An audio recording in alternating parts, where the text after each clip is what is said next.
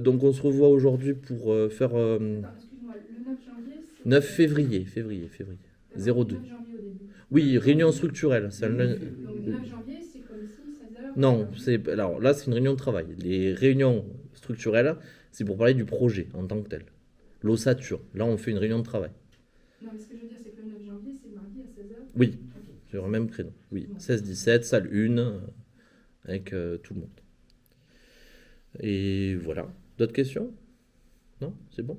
Donc on se revoit aujourd'hui pour faire un point sur la différenciation. Là, normalement, ça vient de vous. Aujourd'hui, vous avez apporté, en bon élève que vous êtes, des activités Je vais aller différenciées. les chercher. Voilà.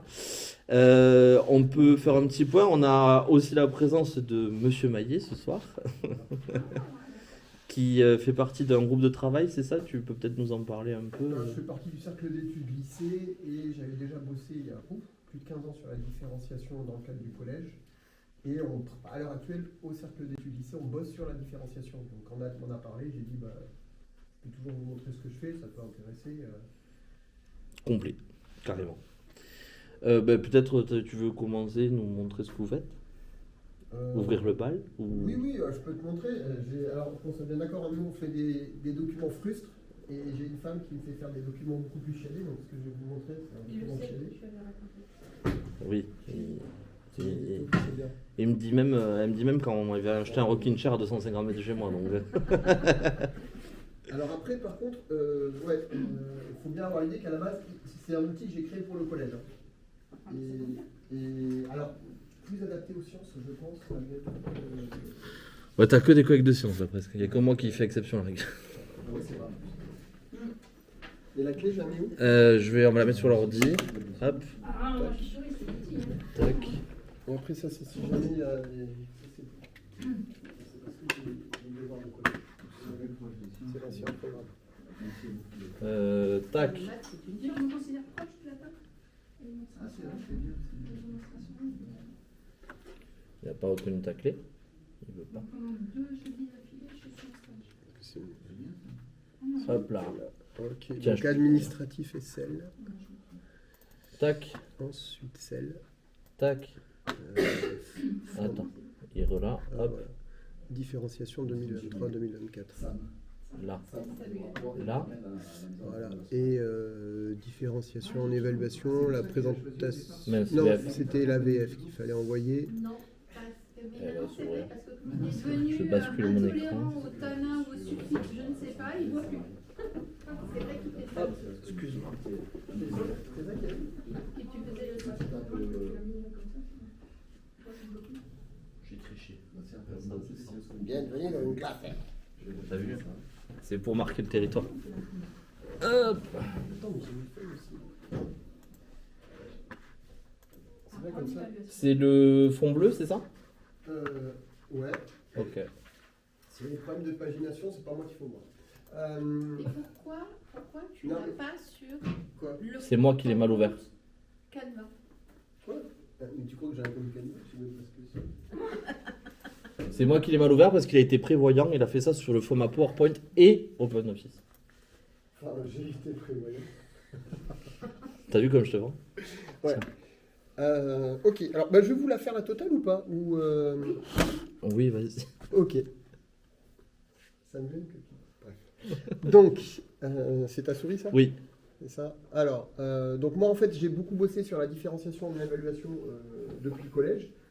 Je vais vous expliquer comment je fais d'une part de façon générale et ensuite je fais des devoirs de niveau et je vais vous expliquer pourquoi je le fais et dans quelle mesure ça m'apporte quelque chose. Après en réalité, pour moi la différenciation elle existe déjà parce qu'il y a la différenciation institutionnelle. Avec tous les élèves qu'on a qui ont des PAP, des PAI, etc. En vrai, on la pratique tous déjà, la différenciation en évaluation. Donc ça déjà, c'est un point que je mets en avant et pour moi, elle nous est imposée. C'est-à-dire qu'elle n'est pas choisie. On nous impose à faire comme ça et on nous impose à faire des cartons, des choses de l'ordi, de répéter les consignes, etc., etc. Donc, bon, Si on regarde la différenciation institutionnelle, en fait, elle correspond plutôt à tout ce qui est apporter des aides, agir sur la forme, le contenu, l'amplitude, donc toute cette partie-là. Par contre, valoriser la réussite dans la différenciation institutionnelle, bah, ça n'existe pas. Et puis ensuite, aide à la compréhension des consignes, reformulation par l'élève, ça c'est apporter des aides. Alors, même s'ils disent avant, en fait c'est pendant, puisque c'est obligé quand on a quelqu'un qui répète. Nous au bac, on a ça. On a des élèves qui ont des lecteurs, enfin un peu comme vous, hein, je crois d'ailleurs. Mais, Les aides humaines. voilà, de plus en plus, mais vous aussi. Donc, bon. Voilà, donc ça, c'est pour dégager, entre guillemets, toute cette différenciation institutionnelle qui n'est pas l'idée du travail que moi j'ai engagé. Et moi, ce que je fais, c'est une différenciation que j'appelle active et fluctuante parce qu'elle intervient tout au long de l'année et elle varie pour un élève donné au fur et à mesure de l'année, c'est pas figé. Et alors il y a deux niveaux différents parce qu'en fait je distingue les niveaux de devoir et je distingue ce que j'appelle les coups de pouce que je faisais au collège et que j'ai gardé au lycée. Donc si on regarde le coup de pouce, il y a différents types de coups de pouce. Le premier c'est le coup de pouce méthodo, c'est en gros il va aider à résoudre l'exercice parce que j'amène des liens sur la méthode par rapport à ce qu'on a vu en classe, etc. C'est des choses parfois aussi qui peuvent avoir sur des feuilles, ça je le faisais au collège, je le fais moins au lycée, avec je ne dois pas oublier de mettre les unités, je ne dois pas oublier de faire ci, etc. Et qu'ils ont le droit de garder en termes de coups de pouce. Ça donc, ça va être vraiment, c'est de la méthodo, donc ça peut être un apport supplémentaire à côté de la copie puisque ça n'amène pas de réponse. Donc ça, c'est le premier type de coup de pouce que je propose. Ensuite, il y a le coup de pouce qui est aide à la résolution, où là, je vais vraiment venir aider. Donc par exemple là, sur tracer une droite d'étalonnage, etc., s'il y a un coup de pouce, ça veut dire que je vais les aider par exemple à ce qu'ils choisissent les bons axes. Et donc du coup là, c'est une vraie aide à la résolution qui va être faite en temps réel avec l'élève, et où je vais entourer le coup de pouce pour savoir que je l'ai donné moi, etc. Donc là, on est vraiment sur de l'aide directe. Donc voilà, ça c'est indépendamment, on va dire, de tout niveau, ça peut être aussi bien, donc ça c'est juste pour résumer les deux types de coups de pouce. On peut intervenir ou pas? Vas-y. Tu as dit que tu entourais le coup de pouce sur la feuille, Ouais. si j'ai bien compris. Pourquoi? Mais pour que je sache ce que j'ai donné ou pas, et eux, dans leur auto-évaluation après, ça leur permet aussi de réaliser qu'ils ont eu besoin d'un coup de pouce pour continuer. D'accord. Et puis après, en vrai, dans certaines... en première, quand j'ai des coups de pouce, ils ont le point de la question en moins. D'accord. Parce que, par exemple, une équation bilan où tout l'exo dépend, dont tout l'exo dépend, il y a un coup de pouce parce que je veux pas qu'ils foirent tout l'exo, mais si je vois qu'ils partent complètement live, j'entoure le coup de pouce, je leur donne cette réponse-là pour qu'ils puissent continuer. Oui. Ça veut dire que tu ramasses le coup de pouce en même temps que l'évaluation? En fait, c'est sur ma feuille de sujet, et comme je fais des sujets différenciés, de toute façon, je suis obligé de ramasser les feuilles pour savoir quel sujet j'ai donné aux élèves. Alors en première, en SP, je ne donne pas de sujets différents pour le coup, puisque je considère qu'ils sont censés tous avoir choisi la spécialité, donc ça c'est un tout petit peu différent. Mais en seconde, qui est une classe, on va dire d'orientation, tout comme la troisième que je faisais avant, là pour le coup j'ai 3 niveaux différents, avec des variations au sein des niveaux, donc ça me fait 5 sujets dans la classe. Mais en fait c'est pas énorme, parce qu'une fois qu'on les a mis en place, les différences elles sont minimes et voilà. Donc oui, j'entoure à chaque fois pour savoir ce que j'ai donné ou pas et pour leur permettre dans l'auto-évaluation de prendre conscience de s'ils ont eu besoin ou pas de ce truc-là. Tu passes dans les rangs, t'entoures, t'as pris le coup de pouce ou ils te demandent le coup de pouce, comment tu le fais? En fait, quand on est en contrôle, par exemple, s'il y en a, ils vont lever la main et dire monsieur, je veux bien un coup de pouce de telle question. D'accord. Je passe, clac, j'entoure, je lui écris sur la copie le coup de pouce ou je lui donne. Voilà. Donc Bon. c'est un support, pardon, ça se matérialise par un support à part que tu lui donnes? Non, bah tu vas voir. Ça Alors, dépend, si j'ai bien compris. en fait, ça dépend. Voilà. C'est dommage, là, je l'ai sur mon disque dur, j'ai pas le copie, donc, ou même sur la clé. En fait, en gros, c'est sur la clé. Moi, je fais pas des petits coups de pouce. Je faisais avant des petits coups de pouce découpés avec des casiers où ils venaient prendre les coups de pouce et tout. Et en fait, j'ai trouvé ça trop contraignant. Ouais, Donc, bon. du coup, c'est juste à l'endroit de la question où ils peuvent avoir un coup de pouce, il y a un coup de pouce. Parfois, il y a marqué coup de pouce méthodo ou juste un coup de pouce, et là, ils savent que c'est de la résolution. Ouais. Et après, moi, j'entoure, et c'est moi qui écris au stylo rouge en général, comme ça D'accord. ils visualisent ce dont Oui, ils ont j'interviens besoin. directement sur le sujet. Ouais, j'interviens directement sur le sujet. Donc, du coup, effectivement, ce coup de pouce, il me permet une interaction directe pendant l'évaluation. Pourquoi? Qu'est-ce que ça m'apporte? Ça va les aider à gérer leur stress.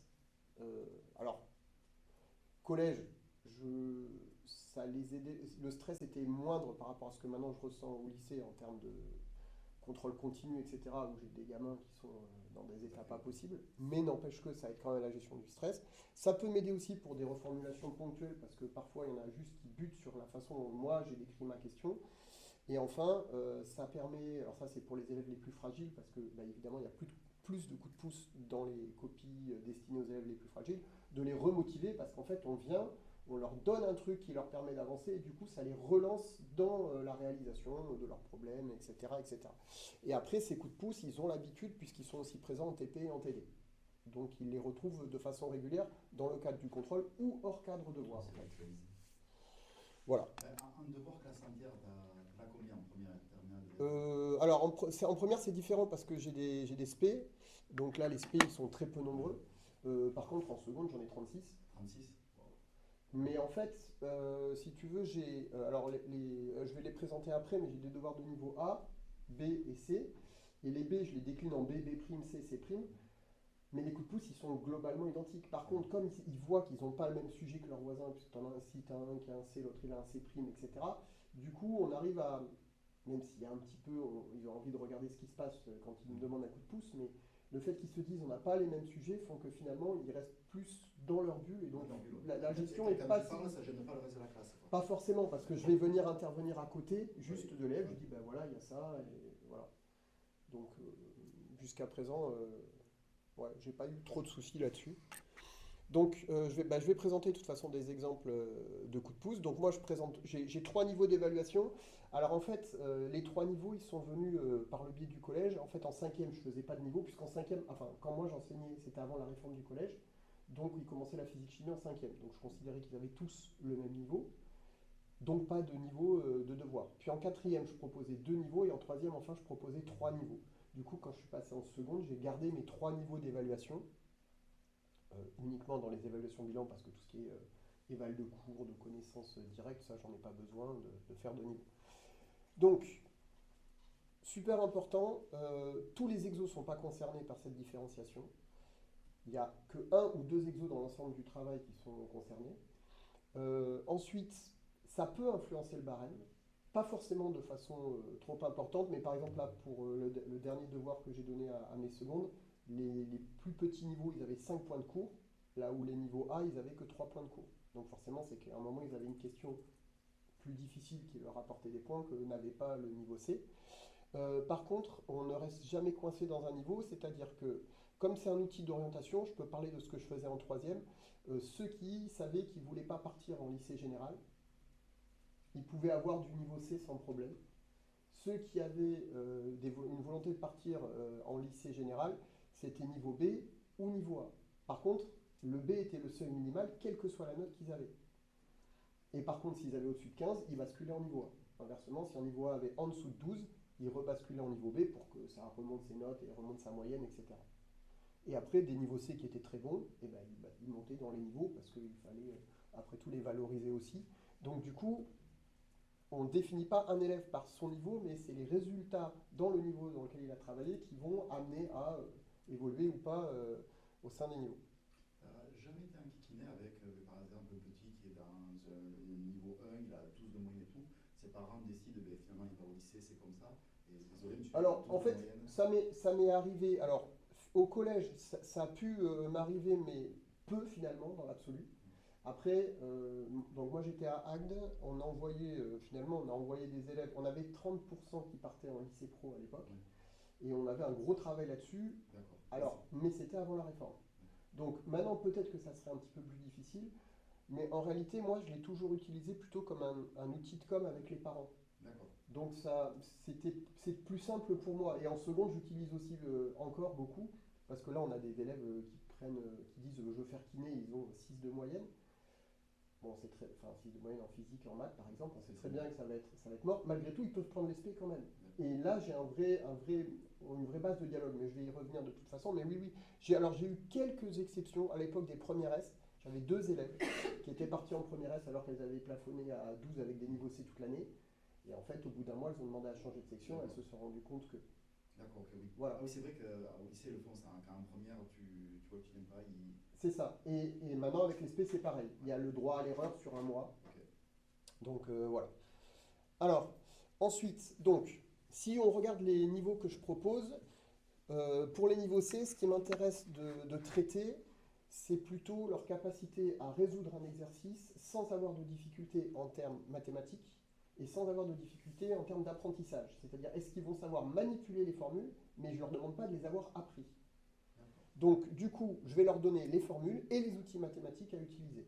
Alors évidemment, malgré tout, même si je leur donne comment fonctionnent les puissances de 10, c'est pas pour autant que quelqu'un qui a du mal à les utiliser, il va réussir tout d'un coup à les utiliser. Mais au moins, il ne peut pas se réfugier derrière je sais pas comment ça fonctionne ou j'ai pas appris mes formules. Tout ce qui est formulation au niveau des exercices, ça reprend exactement la formulation de méthodo de résolution travaillée en classe. Donc ça, c'est valable, c'était valable en troisième, c'est valable toujours en seconde. Ensuite, niveau B, la seule différence, c'est que les formules ne sont plus fournies parce que j'attends à ce qu'ils les aient apprises. Et enfin, niveau A, par contre, pour le coup, là, entre guillemets, je vais directement à la question de la fin, et les questions intermédiaires n'apparaissent plus sur les exos travaillés avec méthodo pour voir s'ils ont intégré toute la méthodo de résolution qu'on avait vue en classe. Niveau A, si on le compare par rapport à nous au collège, c'est ce que tu appelles une tâche complexe? Ça peut être une tâche complexe ou ça peut, en fait, si tu veux, c'est par exemple quand tu as une. Alors, je pourrais t'en montrer des. Mais le problème, c'est que c'est l'ancien programme, donc c'est un peu différent, mais c'est pas que la tâche complexe, c'est pas forcément que ça. C'est par exemple, ils ont une question. En seconde, ça marchera aussi, mais ça va te donner un exemple. En gros, je dis du lait n'est pas frais si la concentration molaire est supérieure à 1,8 g par litre. Le niveau A, ça va être, voilà les données, est-ce que le lait est frais? Alors que les autres, ça va être convertir le volume, calculer la concentration en masse, comparer avec la valeur, est-ce que le lait est frais? Donc le niveau A, je vais juste tester aussi si tout ce qu'on a engrangé comme méthode de résolution, plus les formules, etc., sont acquises ou pas. Ils sont autonomes dans leur façon de... Enfin, ouais, ils sont formatés. Question A, ils ont été déjà formatés. Ils ont déjà été formatés, ou alors, par contre, il y a certaines exos où ils peuvent avoir deux façons de répondre différentes, et ils peuvent prendre celle qu'ils veulent. Ouais. Moi, à partir du moment où ils arrivent au résultat, ça ne me gêne pas. Ouais. Voilà. Tu différencies toutes tes évals? Uniquement les évals bilan. Donc ça représente 1 à 2 par trimestre. Ouais, ok. Donc c'est un projet de fin de séquence. Okay. C'est ça. Et c'était valable au collège aussi. Au collège aussi, j'avais 1 à 2 notes par trimestre comme ça. Sachant que toujours, il faut... Alors, ce que ne permet pas Pronote, etc., là, tu es obligé de garder un lien de toutes tes notes avec le niveau qu'ils ont fait. Oui. Parce que sinon, tu sais pas trop quand tu bascules. Même si après, globalement, les élèves te disent non, moi je veux un niveau B, je veux continuer, etc. Il y en a certains, je leur propose parfois de descendre, ils me disent non, moi je veux essayer de continuer, donc je veux garder niveau B. Donc en fait, un 12 niveau C vaudrait un 8 niveau A. Oui, alors je te dirais oui et non, parce que par exemple là, le niveau C, les élèves souvent de toute façon, ils ont des plus mauvaises notes. Si on parle d'un élève travailleur, potentiellement oui. Donc là, on va considérer qu'on est sur des élèves travailleurs.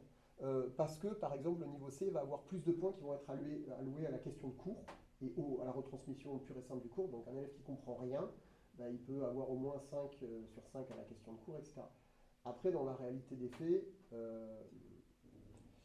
un élève qui est niveau C, en général, c'est pas forcément un élève travailleur et c'est un élève qui n'a pas d'appétence pour la matière. Donc de toute façon, c'est compliqué. Mais au moins, il y a une forme de contrat de travail qui a été établi qui me permet de lui dire, là, en fait, tu ne fais pas le boulot qu'il faut. Après... Ça veut dire qu'au niveau institutionnel, tu présentes quelle note alors là, moi, je présente les moyennes brutes.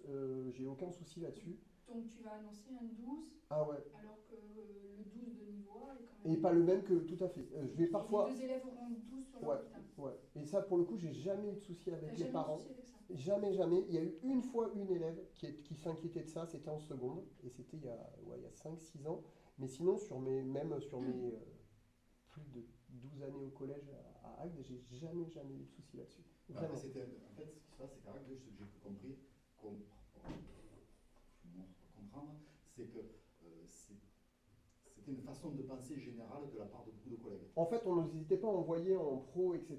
Mais après, en plus, finalement, moi, je me suis rendu compte, alors depuis le Covid, ça a changé parce que j'ai moins pu voir les parents, mais quand tu annonces vraiment très clairement comment ça va fonctionner et que tu les rassures en leur disant, de toute façon, ces notes-là, quelque part, on s'en fout parce que c'est pas ça qui va impacter sur l'orientation. Voilà, si c'est pas une classe type terminale, Parcoursup, ça Alors, a une influence. voilà, que ce soit première ou terminale, par contre, c'est plus pour moi des classes d'orientation. Donc cet outil-là, pour moi, il est caduque. Alors moi, si je peux intervenir, effectivement, Sam, ça fait longtemps qu'il fait ça, et au départ, ça me posait énormément de problèmes de C'est ça. justice et d'équité. D'accord. Et d'ailleurs, on a échangé là-dessus, et je lui disais, mais voilà. Et puis en réfléchissant, tu vois, je me dis, mais est-ce que c'est pas déjà le cas? Finalement, un 12 d'un prof d'une discipline, est-ce Il y qu'il a vaut des le même 12 d'un Mais- autre prof de la même discipline au sein du même établissement? Moi, je me suis posé la question quand je faisais ça, jadis avec mes groupes de niveau, machin. Et par contre, j'avais dit, si vous avez l'aide niveau C, vous avez maximum 12 sur 20. Si vous avez B, vous avez maximum 15 sur 20. Et si vous avez niveau A, vous avez maximum 20 sur 20. Comme ils font en EPS. Voilà, ah ça je sais pas. Donc Alors, voilà. c'est Mais marrant ça parce que ça, correspond pour le plus. coup, on en a discuté quand on a fait la dernière réunion du cercle d'études, où il y avait des collègues justement qui, eux, considéraient, puisque eux, ils présentaient une activité en TP en lycée, que effectivement le niveau C ne pouvait pas avoir 20, etc. etc. Et en fait, là où moi je suis pas d'accord, c'est parce que je considère qu'un niveau C, c'est pas que c'est plus facile. Pour lui, c'est pas plus facile. Non, bien sûr. Donc en fait, s'il a vraiment bossé, Bien sûr. il n'y a aucune raison à ce qu'il puisse pas accéder à 20. Alors après, certes, là j'ai une élève par exemple, elle n'est pas du tout sûre d'elle, ça fait 2 fois qu'elle me demande un niveau C. La première fois, elle a eu 15, donc je l'ai laissé niveau C, là elle a eu 18,5. Sur sa copie, je l'ai rendu et je lui ai mis passage au niveau B obligatoire. Et elle sait qu'elle, mais elle s'en fait un monde, alors qu'en réalité, il y a tellement peu de différence, et c'est une élève ultra studieuse, etc., qu'elle aura le même genre de note niveau B. Donc, C'est un contrat avec le petit, quoi, en fait. c'est une forme de contrat. Et c'est aussi, après, un vrai argument derrière de discussion avec les parents aussi, en disant, parce que quand des parents ils te disent oui, mais c'est parce que machin, tu leur montres les devoirs, tu leur dis voilà le devoir qu'il a, voilà l'exigence que j'ai avec lui, et que lui, il n'a pas, alors que, regardez, c'est quand même beaucoup plus facile. Et bien là, bizarrement, les parents n'ont plus la même argumentation vis-à-vis de toi, et en termes d'argumentation d'orientation, c'est vraiment intéressant. Après, le public de parents que tu as, là où on est là, le tri a été fait. Nous, au collège, moi j'ai un souci, j'ai un vrai problème, je surnote. Et j'ai un élève qui a 12 de moyenne avec moi en troisième, tu n'auras pas le niveau en physique en seconde, et tu vas vivoter en seconde, et en première, tu vas te faire défoncer. Et il dit, mais je suis monsieur, désolé, j'ai 12. Et l'institution fait le petit passe. Mais de toute façon, l'évaluation, c'est. Mais. C'est un gros problème. Ouais. Non, Par mais. contre, moi, ce que j'aime bien aussi dans le fait qu'un niveau C puisse avoir une très bonne note, c'est la motivation qu'on implique aussi chez les élèves, quoi. Au final, quelqu'un qui a des difficultés, qui n'aime pas la matière, qui a des lacunes, etc., et qui se dit si je me donne les moyens, j'arriverai quand même à avoir une bonne note. Alors que si je le plafonne à 12, il y aura de la motivation parce que ce sera un peu plus simple peut-être, mais au final, Oui. pas autant que s'il peut quand même aller chercher une très bonne note. C'est ça. Après, c'est certains qui sont inquiets du coup d'avoir des trop bonnes notes parce qu'ils veulent pas passer au niveau supérieur. Mais c'est une forme de jeu. Mais du coup, ça devient une forme de jeu. Et ils savent qu'ils peuvent, mais malgré tout, ils savent qu'ils peuvent passer. Donc ça, c'est super important parce que ça les cloisonne pas. Parce que du coup, j'ai un critère qui leur permet de passer d'un autre à l'autre, d'un niveau à l'autre. Et après, les gamins, malgré tout, ils aiment la quoi. De ceux que je vois, dès que tu mets un petit peu de compète, ils aiment bien, quoi. Oui. Ben, ça, et puis, moi, en fait, à la base, je voulais pas faire. Quand j'avais quelques très bons élèves, et on a tous fait ça, je pense, au moins au début, on leur rajoute un exo parce qu'ils s'emmerdent au bout de 25 minutes. Alors que là, la différence, c'est que comme il y a une vraie différence pour le coup entre A et C, en tout cas à partir du milieu fin d'année, ils ont tous à manger. Et il n'y a pas celui qui s'emmerde au milieu et qui va regarder les autres malgré tout, ou les autres vont le regarder avec un peu d'envie et tout. Là, non. Ils bossent tous. Il y en a qui ont des devoirs plus durs, ok, ils le savent, mais ils sont tous en train de bosser. Ouais, je comprends. Et après, tu t'es isolé à Jean Moulin à le faire. Il n'y a que toi qui fais ça ou les autres profs de sciences? Alors, font ça j'ai une collègue, ça a commencé à faire un tout petit peu tache d'huile. J'ai une collègue qui le fait, deux collègues qui le font un petit peu maintenant, en seconde. Chimie. Ouais, en physique-chimie. Et après, j'en ai pas mal discuté avec des collègues de maths et de SVT. Alors SVT, c'est plus compliqué parce que, pour le coup, quand tu fais de l'étude de doc ou quoi, trouver la différence entre un niveau A, B et C, Moi, je trouve ça beaucoup plus simple dans une matière type maths ou physique, où on peut enlever les questions intermédiaires pour augmenter la difficulté. Moi, c'est ce que j'avais retenu de prépa, par exemple, ouais.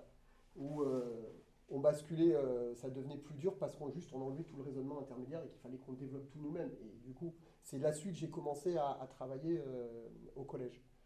Mais vous allez voir, j'ai des exemples après. Donc, par exemple, alors ça, pour le coup, c'est un contrôle de seconde, mais qui vient de l'ancien programme de troisième, qui est sur donc une navette en orbite géostationnaire. Donc, je vais détailler les différents niveaux pour que vous puissiez voir. Ça y est, on a perdu le coup à nous. Donc, ici, Donc, je me suis arrêté à géostationnaire. pour le niveau, alors en fait, c'est dans les données. C'est que quand tu la vois de la Terre, tu as l'impression qu'elle bouge pas. Mais je t'en prie, déroule, c'est passionnant. Donc, en fait, ici, si vous regardez le déroulement des questions, donc il y a faire un schéma de la situation. Bon, ça c'est valable pour tous les sujets. Décrire le mouvement de la navette dans le référentiel terrestre. Décrire le mouvement de la navette dans le référentiel géocentrique. Calculer sa vitesse. La seule chose que je rappelle, parce que c'est un calcul un petit peu particulier, c'est le calcul de périmètre d'un cercle. Voilà.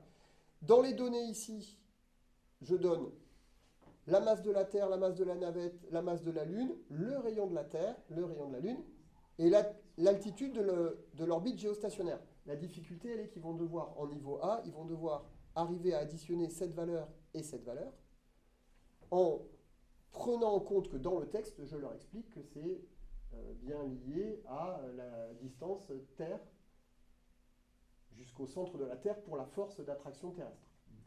Alors que l'orbite géostationnaire, elle, est bien à 36 000 km. Au-dessus du sol, une fois du centre. Exactement. Donc, ensuite, si on regarde sur le niveau B, finalement, il n'y a pas énormément de différence, sauf qu'à la question 4, je dis, sachant que la navette est environ à 42 000 km du centre de la Terre, calculer sa vitesse dans le référentiel géocentrique. Et cette information-là, elle est importante aussi, parce que derrière, quand ils vont calculer la force de l'attraction de la Terre, elle est donnée. Donc, par rapport au sujet A, ici, on a une question qui est complètement donnée, alors que les autres doivent aller chercher les données pour extraire l'information.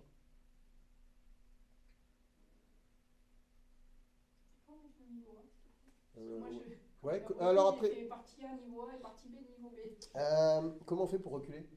Molette, je pense. Molette. Attends, tac, ben voilà. Donc Voilà. niveau A, ici en fait, tu vois, tu as les mêmes questions sur les 1, 2, 3, et la 4, c'est calculer la vitesse de la navette dans le référentiel géocentrique, alors que les autres, je leur ai dit, sachant qu'on est à 42 000 km du centre de la Terre, blablabla. Et pareil ici pour la force d'attraction, je demande l'expression littérale, je demande du coup de calculer la valeur de cette force, et là c'est pareil, eux ils doivent penser au fait qu'il faut bien additionner le rayon terrestre avec l'altitude de l'orbite géostationnaire, ce que les niveaux B n'ont pas à faire puisque j'indique directement la distance entre le centre de la Terre et la navette. Donc là c'est un point de réflexion que les niveaux A ont à faire en plus par rapport au niveau B. Donc sur une question et pas sur tout. Alors en fait tu l'as sur cette question-là et tu l'as sur toute cette partie finalement. D'accord. A4 et AB. Voilà. Alors oui, alors en général j'évite de faire... ça m'arrive de faire des exos différents, mais dans ce cas, c'est des exos qui vont avoir un impact de points moins important. Par exemple, là, dans le dernier devoir qu'ils ont eu, l'exemple du lait que j'ai donné, c'était un exo sur 3 points. Eux, ils avaient directement la question finale, et les autres, ils avaient point par point, etc. Je fais vraiment en sorte, après, quand on arrive en fin d'année de seconde, les niveaux A, il y a 2 exos, donc ça, là, on est à 10 points à peu près sur 20, qui sont... formulé de façon plus dure. Parce qu'en fait, c'est les mêmes exos. C'est la formulation en fait qui change à chaque fois. Donc, mon niveau B, on retrouve la même chose, si ce n'est que donc ici, j'ai donné cette information-là. Et du coup, toute cette partie-là est un petit peu plus simple. Et enfin, le niveau C. Donc, niveau C, ils ont un rappel. Ils ont le rappel aussi du calcul de la vitesse, du calcul du périmètre du cercle. Et donc du coup, quand je demande de donner l'expression littérale de la force exercée par la Terre sur la navette, en fait, ils ont la formule, ils doivent juste reformuler et adapter par rapport à l'énoncé. Donc je les teste sur quelque chose de complètement différent, puisque là, il n'y a pas la mémoire qui intervient ni rien. Et ensuite, au niveau des questions ici, Là, pour le coup, on a un cheminement de questions qui est complètement différent, puisque ici, je demande calcul de la force exercée par la Terre lorsqu'elle est sur Terre. Quel est le nom usuel de cette force? J'attends le poids, ce qui n'est pas demandé dans les autres questions. Et dans quel cas de figure? Bon, ça, pour le coup, c'est redemandé, mais comme c'est un petit peu plus dur, il y a moins de points aussi. Donc en fait, je joue aussi sur le barème pour que le niveau C, on va dire la réflexion plus poussée impacte moins sur la note, mais par contre, qu'on ait des connaissances de base qui reviennent et qu'on soit capable de nommer. D'un côté, ouais, tu donnes des indices de travail, mais de l'autre côté, tu demandes de la connaissance du cours. Oui. Ouais. Ah oui. Et donc ça veut dire que ça, à beaucoup d'exercices, c'est ce que tu as fait en travail avant. Alors en fait, Tu ne donnes pas que ça le jour de l'évaluation. non, je donne pas que ça. En fait, Tu es obligé de travailler comme ça avec les 3 niveaux pendant tes séances. En fait, je vais travailler en réalisant globalement la méthodo la plus complète possible, systématiquement. Et après, par contre, en fait, je vais leur dire, voilà, si vous étiez à un niveau B, telle question ne serait pas là. Et si vous étiez à un niveau A, telle question ne serait pas là. Mais c'est juste, si tu veux, au moment d'une résolution sur un type d'exo particulier. Donc le niveau A, il a toutes les étapes et il s'ennuie pas. Non, le niveau A, il a... En fait... Je te parle pas de l'évaluation, je te parle du quotidien. Ah, sur le quotidien, non. Sur le quotidien, en termes de cours, globalement, parce que quand on pose les méthodos, etc., moi, je pose ma méthodo et après, en fait, ils ont des exos d'application avec. Donc, le gars qui est effectivement brillant, il aura fait tous les exos sans problème, il les aura refilés aux autres. Mais après, mon temps de correction, par contre, est très réduit parce que pour le coup, je fais des corrections, en fait, plutôt orales. Si par contre on a des problèmes, on pose les trucs et ils ont des feuilles de correction ensuite qui sont disponibles une fois qu'on a corrigé en classe et je passe, alors ça pour le coup j'ai gardé ça en seconde, pas en première ni en terminale, je passe et si t'as pas fait les exos tu prends une croix. Enfin si tu me le dis tu prends une croix, si tu me le dis pas et que je le vois tu prends 2 croix, voilà, ça c'est du basique, mais finalement ça fait qu'au moins ils arrivent tous avec à peu près quelque chose. Mais bon, ce matin, par exemple, j'ai interrogé mes secondes, il y en a un, il n'arrivait même pas à se relire parce qu'il avait recopié sur le voisin, il ne savait même pas ce qu'il avait noté. Bon, donc ça, de toute façon, ça. Mais après, oui, de toute façon, quand je travaille, j'essaye de faire en sorte qu'ils aient vu, qu'on ait vu l'ensemble de ce qu'ils ont fait. Après, il y a un exo qui sort de l'ordinaire. Le livre de seconde et le Donc livre... si je comprends bien, en fait, ils font tous le niveau C au quotidien. Oui, Leur globalement. vitesse. Alors, en fait, c'est parce que je fais pas tant d'exos que ça en classe, si tu veux. Je fais des exos bilans. Et après, en classe, au fur et à mesure, en fait, je fais ce que j'appelle des exos associés que je note à l'endroit du cours où je veux qu'ils soient rattachés. Et si on a du temps en fin d'heure, ils commencent les exos associés. Et donc, c'est là où les bons peuvent s'avancer en termes, ou aider les élèves un petit peu plus lents, etc. Et parfois, j'y dédie une demi-heure. Bon, forcément, t'en as qui avancent plus que d'autres. Mais je suis là pour aider aussi. Donc, du coup, j'ai plus le niveau B et C, on va dire, que les autres. Donc voilà.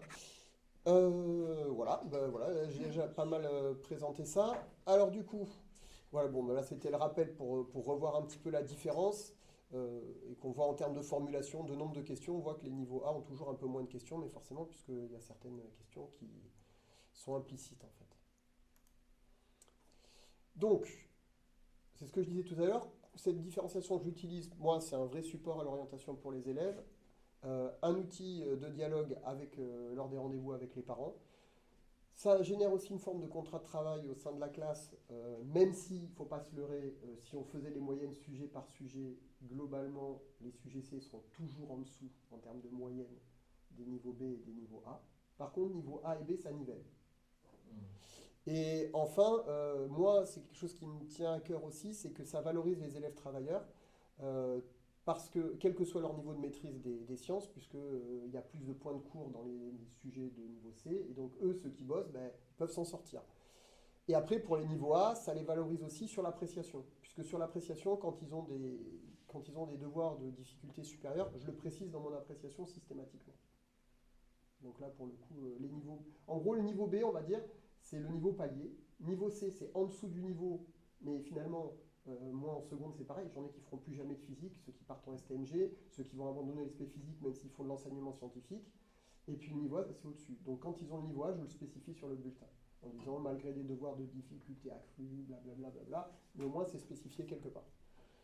Donc voilà. Merci.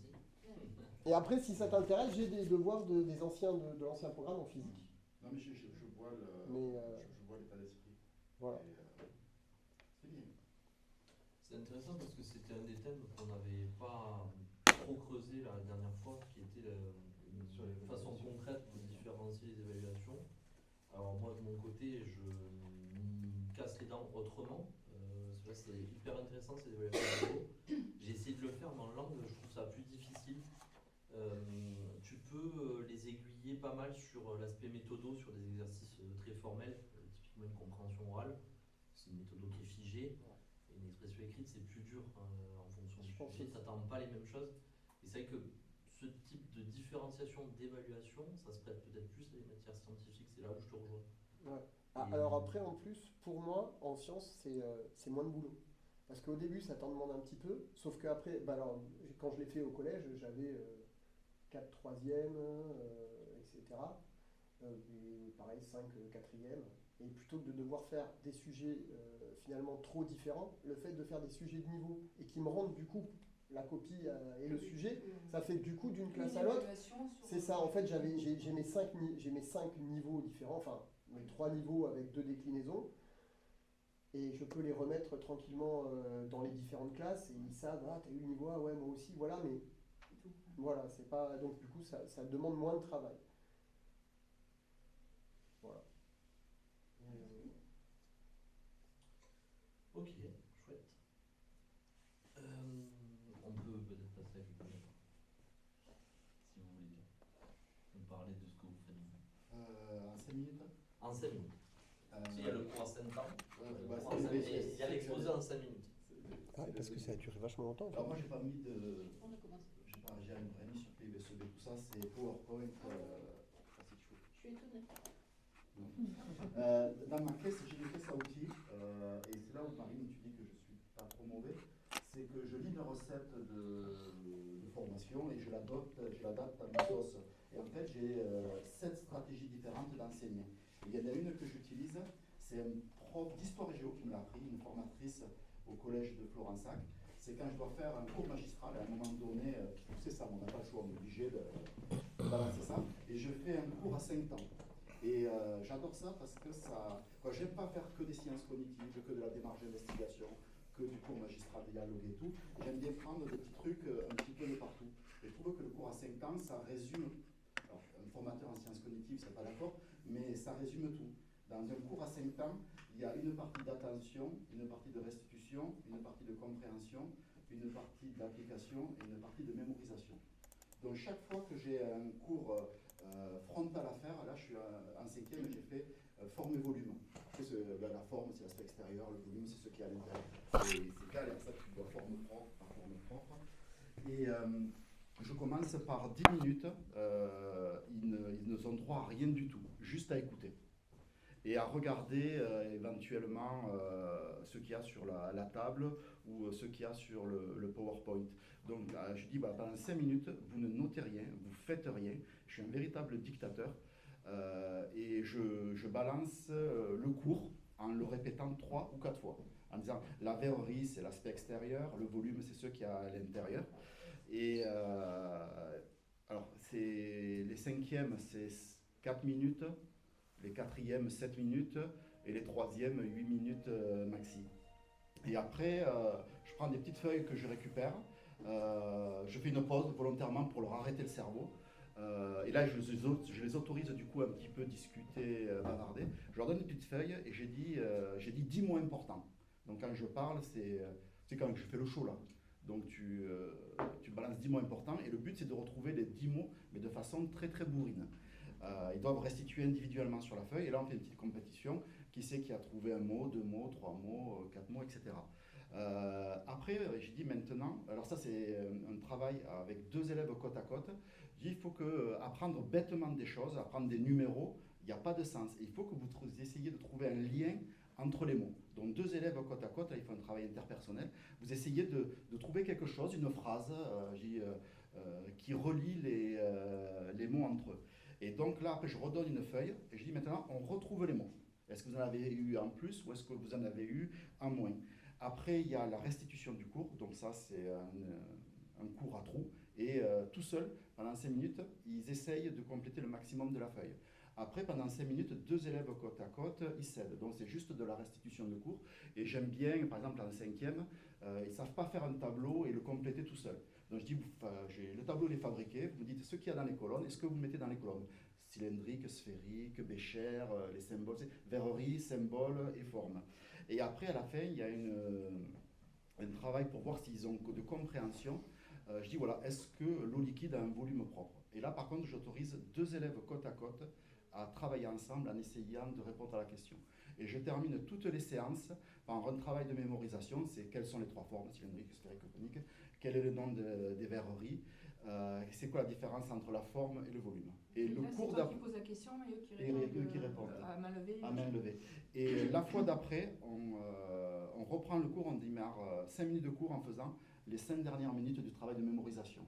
Et ces 5 minutes, je les fais pendant 3 semaines régulièrement. Puis après, je le fais une fois toutes les 2 semaines. Et après, je le fais une fois par mois, une fois de temps en temps. Et c'est là où, quand tu as pu récupérer des élèves, entre les classes où on fait ce travail-là et les classes où on ne le fait pas, voilà, il y a vraiment une différence. Voilà, donc, et ça, quand j'ai un cours frontal à faire, j'aime pas ça. J'aime pas ça, mais à un moment donné, on n'a pas le choix. Et je fais le cours à Ça, 5 t'appelles ans. ça le cours frontal, toi.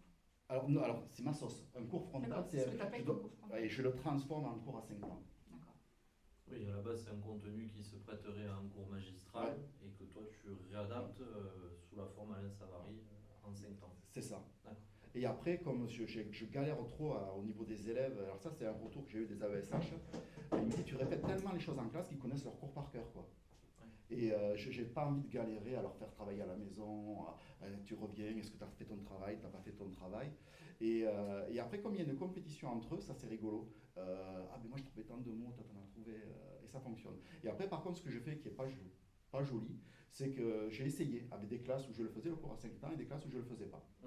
Et bien j'ai 2-3 points d'écart de moyenne. Ouais. Ok. Voilà, c'est ce que j'ai fait récemment. Et est-ce que tu as trouvé que tu perdais plus de temps avec Non, les classes non.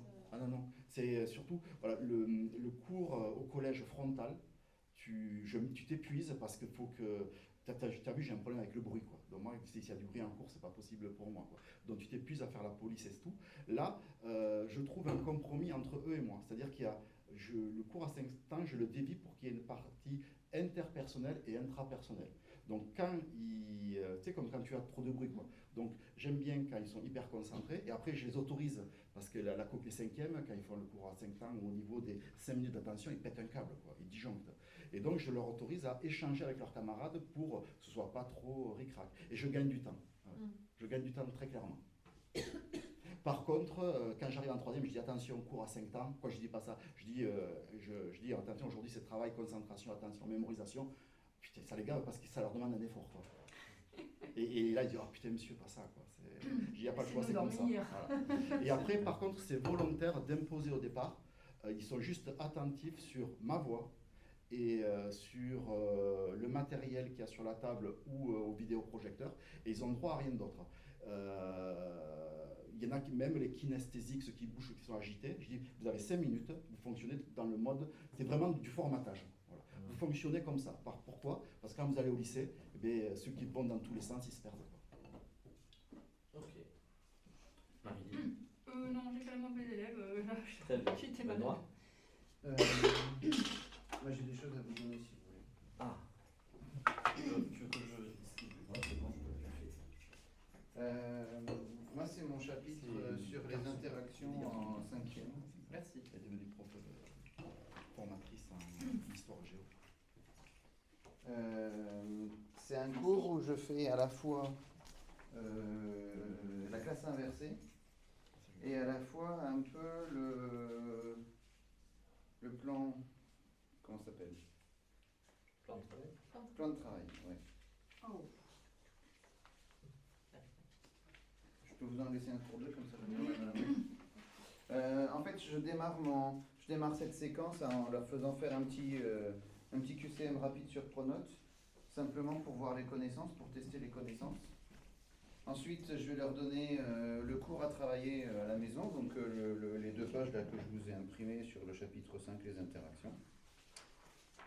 Et quand ils sont censés avoir étudié ce cours, je leur refais un QCM sur Pronote, mais ce coup-ci, moi, ça va me servir de QCM de positionnement, en fait. Et je vais dégager 3 niveaux. 3 niveaux qui vont être, en fait, ensuite déclinés sur les exercices que je donne. Il y a une première page d'exercice où je considère que tous les niveaux doivent la faire, parce que ça permet de rebalayer et de reformuler éventuellement des choses qui sont dans le cours, qui n'auraient pas été bien comprises. Ça permet voilà, de se reposer les mêmes problèmes ensemble et de balayer un petit peu tout ce qui peut poser souci dans ce cours. Et ensuite, en fonction du positionnement des élèves, niveau 1, niveau 2, niveau 3, je leur propose des exercices de niveau donc, que j'ai adaptés. Sachant que les niveaux 3, on est quasiment que sur de la tâche complexe, où ils se font face à des problèmes.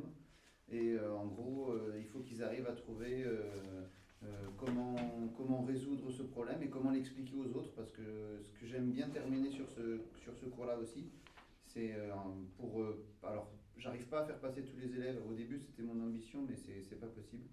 Mais du coup, on fait quoi? Une dizaine d'élèves qui vont passer à l'oral, présenter un exercice, et tout niveau. Répète. Une dizaine d'élèves qui vont présenter un exercice au tableau, mais du coup sur tous les niveaux, c'est-à-dire qu'il y aura des niveaux 1, il y aura des niveaux 2, il y aura des niveaux 3. Alors concrètement, tu as 10 élèves au tableau qui font le même exercice? Non. Donc c'est pour ça qu'il faut l'agir. C'est un passage à l'oral, 5 minutes maximum, donc ça va me prendre un cours complet, ou 1 heure de cours complète, où ils vont passer successivement à présenter un exercice qu'ils ont réalisé. Et il va y avoir, donc certains élèves seront de niveau 1, certains élèves seront de niveau 2, certains élèves seront de niveau 3. C'est une forme de relais un petit peu. Ouais. Okay. Et là, j'ai étoffé un peu l'année dernière avec des choses supplémentaires, donc avec les parties qui sont à la fin, là, sur la science autrement et les choses comme ça. Pourquoi? Parce que déjà, ce qui manquait un peu dans cette partie-là, c'était le côté expérimentation. Donc du coup, en fait, les élèves qui ont envie de faire de l'expérimentation, je les ai amenés à travailler sur, au lieu de présenter un exercice, présentez-nous une expérience. Et donc du coup, ils ont la possibilité d'aller chercher dans les documents que je leur propose des expériences. Donc avec le parachute, avec la déviation de l'eau par un bâton qu'on a réussi à charger, ou les mesures de valeur de force avec le dynamomètre. Et puis pour les élèves qui étaient très en difficulté, en fait, je cherchais aussi des moyens de les remotiver. Et j'ai trouvé ce cours, qui n'est donc pas de moi du tout, sur les interactions, qui a une autre façon d'expliquer, une autre façon peut-être plus didactique d'avancer sur les différentes choses. Et en fait, du coup, ça me permet de faire de la reformulation et de la remédiation sur les sujets avec les élèves en difficulté. Donc là, pareil, toujours autour des interactions. Donc en fait, niveau différenciation, il y a beaucoup de différenciation dans ce cours-là. Moi, mon objectif, par contre, contrairement à Sam, c'est d'arriver à la même évaluation. C'est pas, voilà, la différenciation, elle ne s'est pas faite sur l'évaluation, elle s'est faite sur le cheminement dans le cours. Ok. Alors concrètement, tu fais ça ponctuellement ou à chaque fois? Ça? Non, ça c'est un chapitre que j'ai consacré comme ça. Et... D'accord. Alors, c'est pas une perte de temps parce que, Non, en fait, non, mais enfin, voilà. Au début, moi, je savais pas trop ce que ça me prendrait comme temps. Et au final, le travail que je demande en amont quand ils font la classe inversée, pour moi, c'est du temps de gagner puisque je reviens pas sur le cours. Ensuite, en termes de séance à proprement parler, je vais passer une séance où on va reformuler un peu des choses du cours, faire la première fiche d'exercice. Où là, du coup, on va soulever les problèmes que les élèves ont pu avoir et faire de la remédiation peut-être sur des points très précis. Et à partir du moment où ils ont fait leur QCM de positionnement, par contre, ils ont chacun leur niveau et ils vont travailler 2 séances en général, je leur laisse sur les exercices de leur niveau. Et la troisième et dernière séance, du coup, ce sera les passages à l'oral. Ce qui fait que pour certains élèves, c'est pas mal, ils ont 2 notes sur cette séquence-là. Ils ont la note de l'évaluation et la note de leur passage à l'oral. Pour certains élèves qui sont en difficulté, du coup, ça les aide aussi, ça compense un peu. Et ils présentent à l'oral ceux qu'ils veulent. Ceux qui le veulent, bon, c'est en accord avec moi, mais D'accord. ceux qui veulent. Donc ils choisissent. Ouais. Et il t'arrive d'avoir. Tu peux.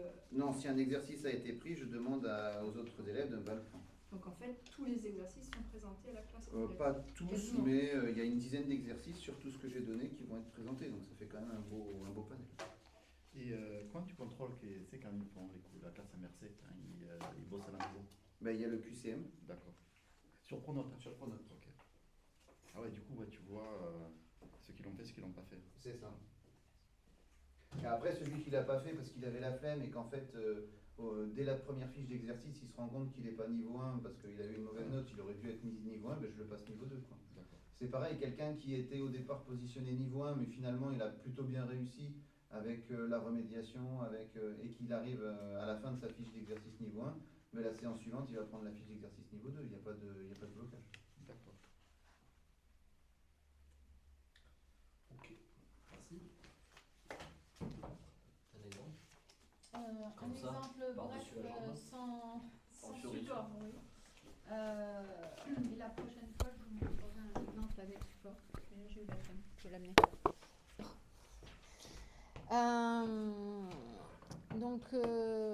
Moi, je peux faire de la différenciation sur ce que j'appelle des leçons de masse, où il y a des exemples de masse. Par exemple, quand on traite des séismes, en fait, ils ont des représentations sur les séismes, de causes et d'effets. Et ce qui est intéressant dans ma discipline, c'est de déconstruire ces représentations initiales, et entre autres en traitant plein de cas de séismes différents. Donc là, la stratégie, alors moi je les laisse complètement choisir le niveau et estimer leur niveau.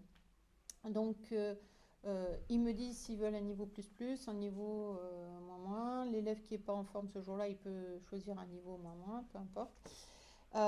Donc ceux par exemple qui ont un niveau plus, je leur donnais un séisme qui est un peu complexe, où il va y avoir un tsunami, où les documents, une partie peuvent être audiovisuels, donc l'appétence est dirigée aussi comme ça, mais il peut y avoir du support audiovisuel en anglais, voilà, avec effectivement peut-être quelque chose de plus riche, plus compliqué.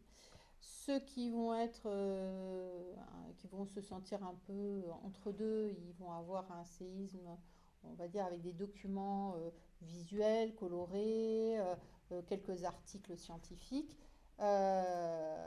mais avec une résolution assez simple. Et puis, je peux avoir aussi, alors je passe les intermédiaires, mais le niveau le plus simple, c'est un séisme dans lequel il y aura très peu de dégâts, voire quasiment pas, très local, pour leur montrer que c'est pas que des catastrophes qu'on voit à la télé.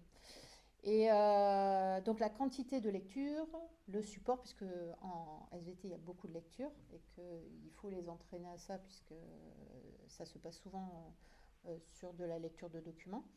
Il y a aussi du support au vocabulaire. Alors je dis parce que du coup, on peut se rejoindre sur ces aspects-là. Ouais. Et ensuite, finalement, donc chaque binôme d'élèves travaille avec son niveau, et à sa mesure, ils vont remplir le même document de comment était mon séisme, est-ce que j'avais des dégâts, etc., etc.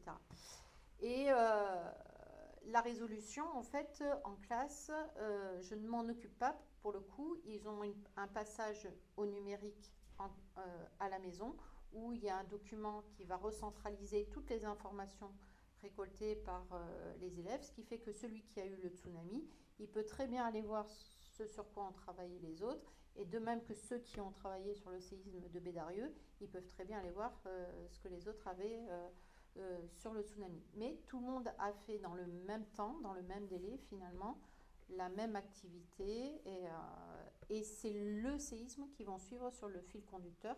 Après, alors là où il y a une ressource importante à préparer, c'est qu'il me faut plein de documents sur tous ces niveaux-là, et que je donne au long cours. C'est-à-dire qu'après, il me faut la carte géologique qui correspond à la faille de chaque séisme. Après, et ça va prendre plusieurs séances où à chaque groupe, je ramène exactement le document qui correspond au séisme qui suivent au fur et à mesure. Donc, l'avantage, c'est qu'effectivement, même les moins scolaires les moins appétents à la lecture finalement peuvent s'y retrouver. Et il m'est arrivé que des élèves très peu scolaires disent ah ouais mais moi je veux travailler sur le tsunami. Ok, bah fais, vas-y travaille sur le tsunami. Et là ils voient si au contraire ils y vont à fond ou s'ils rétropédalent et ils reviennent à un niveau moins difficile en termes de quantité de documents. Voilà. Tu le fais avec quel niveau ça? Quatrième. Quatrième. C'est mon attaque en quatrième. Dans la douceur. Ouais. Et sur une élève de combien de séances? Ça va nous prendre 3 séances. Pas plus? Non, pas plus. Et puis là, l'activité que je vous ai décrite, c'est la première séance uniquement. Et après, quand on fait, parce que très rapidement, il faut faire les causes, parce qu'ils pensent que ce sont les signes qui déclenchent les failles, et pas la faille qui déclenche le séisme. Donc il faut déconstruire ça. Donc une fois qu'on a on a trouvé où était l'origine, la conséquence, et qu'on a remis les choses dans l'ordre, après il faut comme c'est une représentation initiale très ancrée, il faut le temps pour gommer en fait ce qu'ils avaient. Et là, le support du cours, ils ont chacun, c'est à eux de le dégager chacun ou est-ce que Non, vous alors donnez moi par- ce sont des pochettes que je donne. Ce sont des pochettes, alors, ils me disent comment ils se sentent, s'ils veulent plus ou moins de documents, et c'est moi qui leur donne la pochette avec les documents à l'intérieur. Et quand par exemple il y a un support numérique, eh ben, je leur dis voilà, il y a une partie des documents qui sont à tel endroit, ou parfois je peux avoir un QR code aussi sur un Est-ce que document. je veux dire, est-ce qu'il y a une finalisation du cours à quel moment celui Une qui pensait que production. c'était d'abord le tsunami, d'abord le séisme et après les En failles. fait, eux, ils font l'activité numéro 1 où ils dégagent, ben voilà, un séisme, ça peut faire des dégâts, ça peut faire un machin. C'est l'activité que tout le monde fait en même temps sur le cahier. Ce qui va changer, c'est les documents exploités, en Ok, fait. d'accord. Et après, quand on fait le bilan, en fait, on extrait le bilan D'accord. de toutes Ouais, les c'est le temps informations. de restitution Et quand ils disent, médicale, ouais, il y a des morts, etc., il y a ceux qui ont fait le séisme de Bédarieux, ils disent, bah non, nous, on a fait un séisme, il n'y avait pas de mort, il n'y a pas eu de dégâts. C'est un peu comme le World Café, finalement, le principe. Oui, c'est un peu ça, ouais. C'est un Des peu le même. documents différents, à différents seuils de difficulté, Exactement. avec différents types de supports. Ok. Voilà. Ok. Et ça les laisse mettre de soi. Bon, ça, c'est on va dire, la différenciation la plus basique qu'on puisse, je pense, faire. Tu vois, quand il y a. Non, mais quand il y a. J'ai peur pour la suite. Basique. Non, mais quand il y a beaucoup de documents, c'est ça que je veux dire. Laissons-la terminer la phrase. Voilà, c'est Quand ça. il y a beaucoup de docs, c'est le plus simple. Ok. 2 derniers exemples et après on se laisse sur ça. De différenciation. Alors là, j'ai une évaluation différenciée que je suis en train de faire, niveau 3e, où ça va être différencié par la production, le type de production qu'ils vont me rendre. Donc ils ont tous le même contexte, ils doivent me créer une légende hispano-américaine. Donc au préalable, on a travaillé sur le même World Café que je vous avais présenté la dernière fois avec 6 légendes différentes. Donc on a fait cette synthèse sur les légendes où en gros ils ont vu ce qui revenait, les éléments récurrents dans une légende. Donc il y a dans les légendes hispano-américaines, ils n'ont rien inventé, hein. Il y a toujours des dieux, il y a toujours des morts, il y a toujours des cataclysmes, bon, il y a toujours des choses horribles qui arrivent au peuple. Et donc l'idée c'est que eux ils fassent la leur. Donc ils sont placés en groupe de 4. Donc premier niveau de différenciation, j'induis les groupes, parce que je veux pas que ce soit des groupes de copains. Parce que les groupes de copains dans le travail de groupe ça marche pas toujours. Ensuite, donc deuxième seuil de différenciation où eux sont libres, c'est qu'ils choisissent le support qu'ils souhaitent créer. Donc ils ont le choix entre une BD, donc ils vont dessiner une BD. Ils ont le choix entre ils représentent leur légende d'une façon sous le format vidéo, donc ils se déguisent ou alors ils font avec des Playmobil, enfin, bon, ils font comme ils veulent. Et dernière option qu'on a ajoutée cette année avec Maria, c'est la maquette. Donc ils réalisent une maquette accompagnée d'un petit texte explicatif. Et donc par exemple, il y en a dans le groupe, ils vont être chargés de travailler sur la conception de la légende, d'autres qui vont bosser sur la conception du support. Et après, tout le monde à la fin doit me le présenter à l'oral. Donc là, ils vont être tous sollicités à ce moment-là. Donc ça, c'est un format d'évaluation différencié. Les grilles seront différentes en fonction de si c'est une vidéo. lors d'une vidéo, je vais devoir évaluer la prosodie, donc la façon de parler. Si c'est un comique, il parle pas, donc je ne peux pas évaluer la prosodie. Donc là, je vais évaluer autre chose. Donc ça, c'est le premier type de différenciation lors d'une évaluation. Et donc là, on est dans un autre contexte. On est en LCE, donc langue et culture européenne, où là, on a différencié les thèmes de travail. Donc, pour l'explication, ils élaborent un jeu de culture générale. Donc, ça va ressembler à des petites cartes, format, c'est une feuille à 4 coupée en 4. Donc, des petites cartes, trivial poursuite, grosso modo, où il va y avoir 4 thèmes. Donc, il y a eu divertissement, sport, histoire géo et art. Donc je les ai laissés se positionner comme ils voulaient parce qu'en LCE, ils sont tous volontaires et soucieux de réussir. Et donc c'est des grands groupes de 6 à 8 Oui. où ils devaient me pondre 40 questions avec des propositions de réponse. Et je leur ai dit que sur les propositions de réponse, il fallait qu'ils soient vilains. Je veux que le jeu soit dur. Donc par exemple, si c'est de l'art, c'est toujours des artistes de la même période ou du même type d'art. Si c'est une peinture, j'ai que des peintres. Et donc, donc eux, ça leur a fait rebrasser plein de notions, ça leur a fait découvrir aussi plein de choses.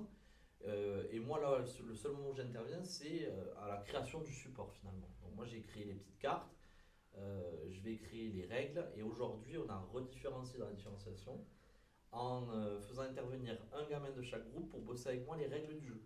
Donc, aujourd'hui, on a travaillé sur les règles. On a déterminé qu'il y avait 2 modes de jeu, un mode de jeu en équipe, un mode de jeu en individuel. C'est des individus qui s'affrontent, de 2 à 12 joueurs. Si c'est en équipe, c'est de 4 à 12 joueurs aussi. Ils gagnent avec des points, donc il va y avoir un dé. Le dé va déterminer quelle question. S'il tombe sur la phase numéro 5 du dé, ça va être réponse doublée. Enfin, le point est doublé. S'il tombe sur la phase 6 du dé, ils choisissent la question. Voilà. Donc on a essayé de réfléchir ensemble. Et alors, j'avais très peur dans quoi je m'embarquais, parce que je me suis dit, wow, 40 questions, 4 groupes de 6 gamins, où est-ce que je vais? Au final, ça a super bien marché. Ils ont travaillé sur un outil d'écriture collaborative qui est Framapad. Donc ça, c'est RGPD friendly à fond. Libre d'accès, libre de droit, c'est gratuit. Enfin, bon, bref, tout ce que vous voulez, c'est super. J'avais la classe mobile, donc ils sont arrivés, ils ont pris le PC, ils se sont connectés sur l'outil de traitement de texte. Ils ont eu 3 séances pour réaliser toutes ces questions. Donc en comptant, moi je leur demandais pas, en LCE ils n'ont pas de travail à la maison, enfin, c'est très rare. Je leur demande de beaucoup travailler en classe pour être tranquille à la maison, c'est le contrat. Donc ils avaient les recherches à faire et en même temps les questions. Donc ils étaient sur un rythme de production d'entre 10 et 15 questions par cours, ce qui est pas mal, même pour des élèves qui ne sont pas extrêmement toujours volontaires. Donc j'ai eu de la motivation, ils étaient contents. Et la dernière question qui subsiste, c'est quand est-ce qu'on commercialise? Ils veulent de l'oseille. Voilà. Donc, ouais, c'est leur motivation. Hein. Voilà, donc ça a super bien marché. Et ce que je me suis rendu compte, c'est vraiment l'écriture collaborative. Donc, les trucs comme ça, là, ça marche vraiment bien. Par contre, il faut avoir, donc c'est pour ça que cet outil est bien, il faut pouvoir avoir un accès à l'historique des versions. Parce qu'il y a toujours des petits malins qui s'amusent à supprimer les questions des autres. Donc attention à pouvoir voir qui peut supprimer les questions pour pouvoir revenir à des versions ultérieures. Voilà. Est-ce que tu peux nous rappeler, parce que je n'ai pas tous ces exemples, World Café? Oui, World Café, une activité. Bon, moi, c'est toujours le même mode up. 6 documents de nature différente. Ça peut être vidéo, texte, photo, enfin, voilà, autant que tu veux. Les gamins sont placés en groupe. Moi j'aime bien les groupes de 4 parce qu'au-delà, je trouve que ça n'a pas de sens. En dessous, il n'y a pas des interactions limitées en général. Ils ont des questions de compréhension, en général entre 4 et 6 pour que ça dure 1 heure. Et à l'issue de ça, ils doivent me faire un résumé du document à partir des questions. Et à l'heure qui suit, remise en commun de toute de l'analyse du coup de ces 6 documents avec un porte-parole que je désigne. Très important. Pas que eux désignent. Sinon c'est toujours celui qui se sent à l'aise à l'oral. Et j'ai envie que tout le monde se confronte à l'oral. Donc on appelle ça World Café parce que c'est un groupe et il y a discussion, Ouais. il y a échange. Ouais. C'est le nom qui a été donné par. Comment il s'appelle ce mec Sylvain Connac, si vous connaissez. Un grand ponte de la coopération et de la collaboration qui est formateur sur l'Académie de Montpellier. Et dont j'avais eu une conférence à l'INSPE de Toulouse. Et ma dernière trouvaille de ce mois-ci sur Temu, parce que je sens que ça va beaucoup plaire Oh, punaise. à Madame Dora. Dora, il va gueuler. Dora va investir. Les Les petits gadgets fidgets là. Ah ouais, mais c'est Alors brillant. ça, Oui, ils ça, c'est adorent, mais brillant. c'est chiant, ça fait du bruit. Moi, c'est je le supporte bruit, ouais. pas à cause de ça. Par contre, ça, c'est une petite bille dans un filet. J'avais vu ça à la Cardi chez ta collègue Ouais. d'anglais. il me Ouais, il n'y a semble. pas besoin d'aller sur Temu, hein, il y a plein de trucs. Écoute, moi je l'ai trouvé sur Temu, les 8 à 1,90 €. Donc j'ai pris. Vous savez ce que je trouve moi sur ces trucs-là. Voilà, donc ils sont de suite, ils ont vu qu'est-ce que c'est cette boîte, est-ce que c'est des chocolats?